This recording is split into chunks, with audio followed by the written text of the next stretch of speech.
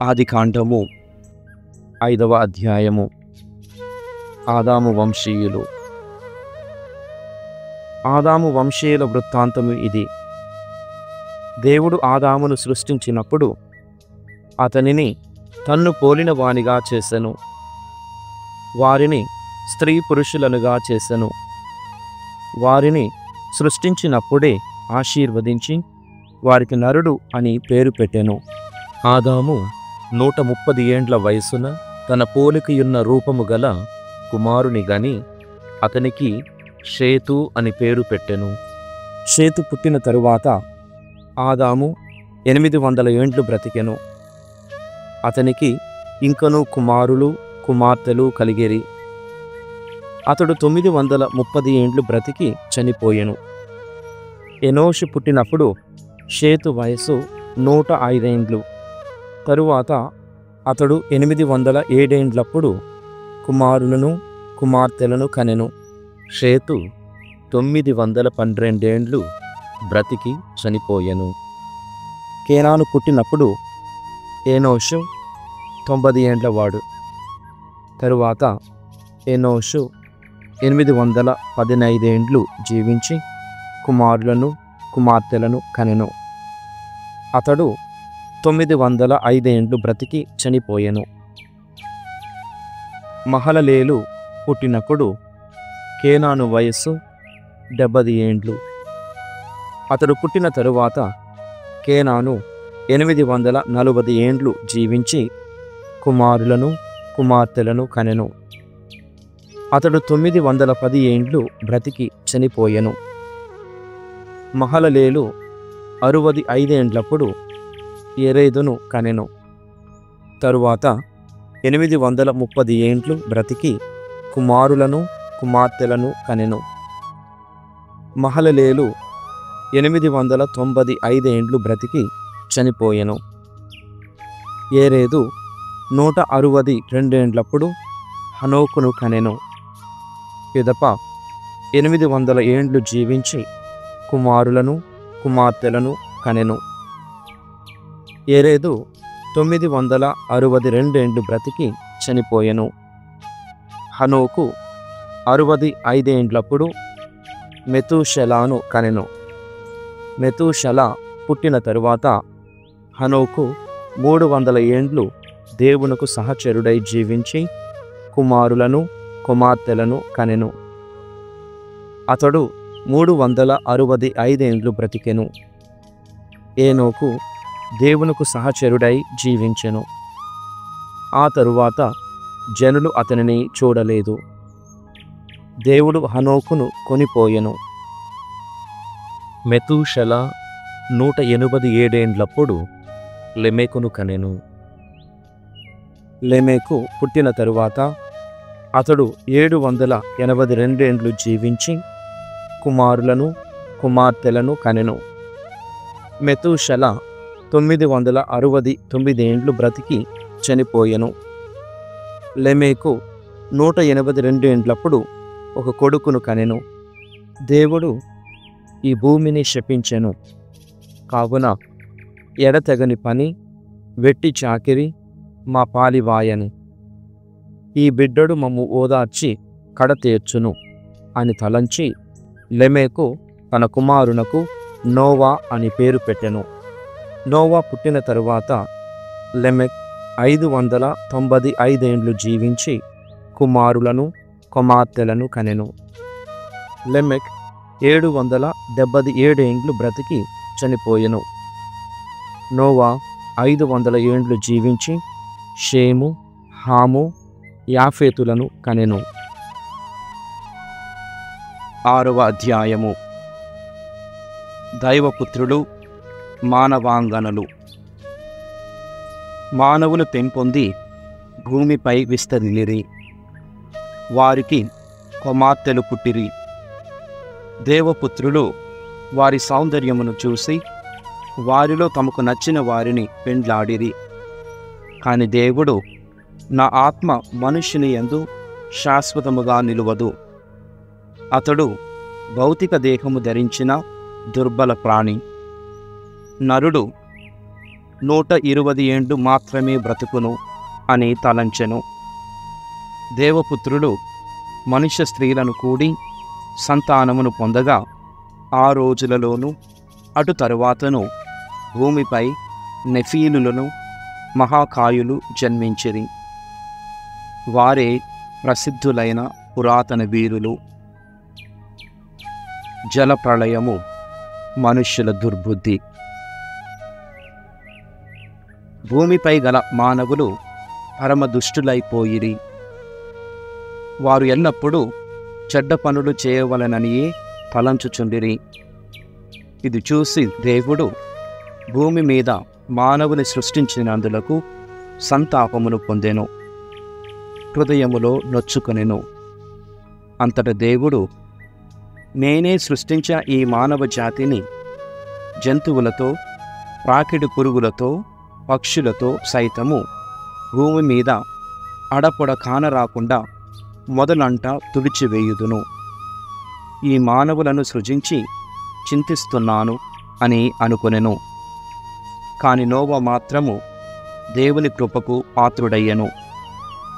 Noah కథ ఇది. Noah నీతిమంతుడు, తన కాలము వారిలో మచ్చలేనివాడు, దేవునకు సహచరుడై జీవించెను. అతనికి షేము, హాము, యాఫెతు అను 3 కొడుకులు ఉండిరి. భూమి మీద ఉన్న జనులు పూర్తిగా భ్రష్టులై ఒకరినొకరు హింసించుకొనుచుండిరి. దేవుడు పరిశీలించి చూసెను, భూలోకము పూర్తిగా చెడిపోయెను, సర్వమానవులు దుష్టులైరి. నోవా ఓడకట్టుట. దేవుడు నోవాతో ఇట్లనెను, మానవులకు చివరి గడియలు సమీపించినవి. వారి మూలమున భూలోకము హింసామయమైనది. వారిని సర్వనాశనము చేయవలెనని నిశ్చయించుకున్నాను. చితిసారకపు చెట్టు కొయ్యతో నావను నిర్మింపుము, దానిని రెల్లుతో కప్పుము, నావకు లోపల వెలుపల కీలు వేయుము. ఈ విధముగా ఓడను చెయ్యుము. ఓడ పొడవు 300 మూరలు, వెడల్పు 50 మూరలు, ఎత్తు 30 మూరలు. ఓడకు కప్పు ఉండవలెను.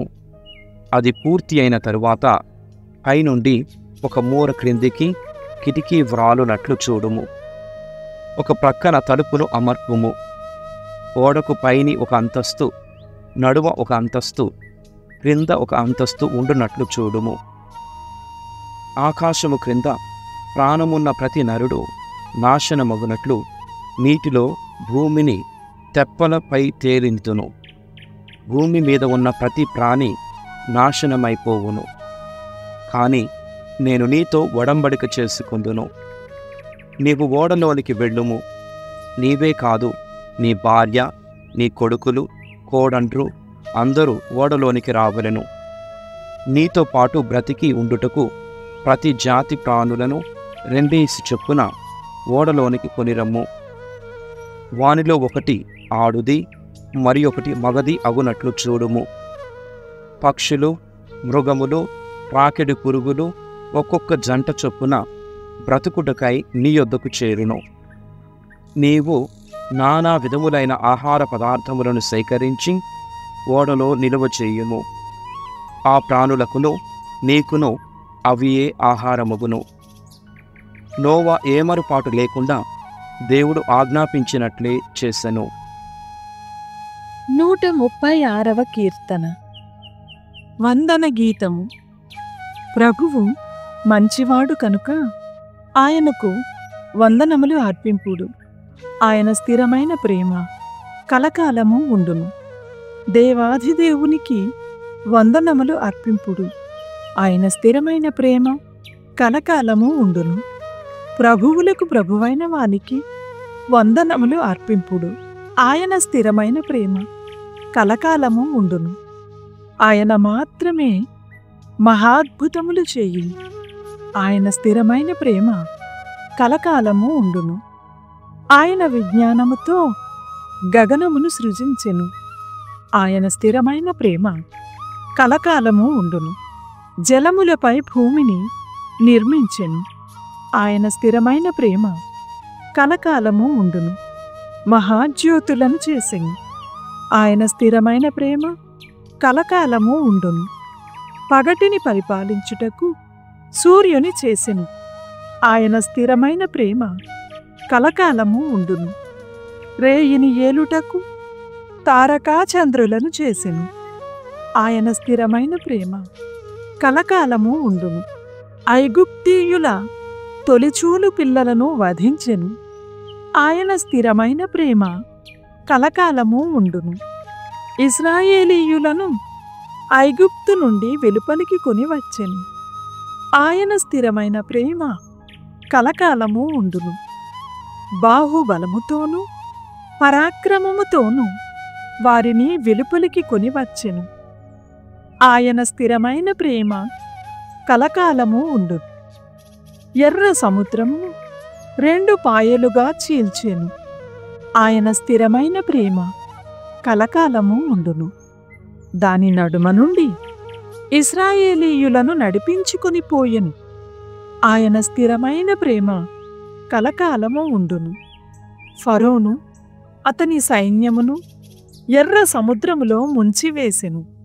ఆయన స్థిరమైన ప్రేమ కలకాలము ఉండును. తన ప్రజలను ఎడారి గుండా తోడ్కొని పోయెను. ఆయన స్థిరమైన ప్రేమ కలకాలము ఉండును. గొప్ప రాజులను సంహరించెను. ఆయన స్థిరమైన ప్రేమ కలకాలము ఉండును. సుప్రసిద్ధులైన ప్రభువులను నాశము చేసెను. ఆయన స్థిరమైన ప్రేమ కలకాలము ఉండును. అమోరీయుల రాజగు సీహోనును చంపెను. ఆయన స్థిరమైన ప్రేమ కలకాలము ఉండును. భాషాను రాజగు ఓగును హతము చేసెను. ఆయన స్థిరమైన ప్రేమ కలకాలము ఉండును. ఆ రాజుల భూములను తన ప్రజలకు ఇచ్చెను. ఆయన స్థిరమైన ప్రేమ కలకాలము ఉండును. తన సేవకులైన ఇశ్రాయేలీయులకు వానిని భుక్తము చేసెను. ఆయన స్థిరమైన ప్రేమ కలకాలము ఉండును. మనము దీనావస్థలో ఉన్నప్పుడు మనలను జ్ఞప్తికి తెచ్చుకొనెను. ఆయన స్థిరమైన ప్రేమ కలకాలము ఉండును. పీడకుల నుండి మనలను విడిపించెను. ఆయన స్థిరమైన ప్రేమ కలకాలము ఉండును. ప్రతి ప్రాణికి భోజనము నొసగును. ఆయన స్థిరమైన ప్రేమ కలకాలము ఉండును. స్వర్గలోకపు దేవునికి వందనములు అర్పింపుడు. ఆయన స్థిరమైన ప్రేమ కలకాలము ఉండును.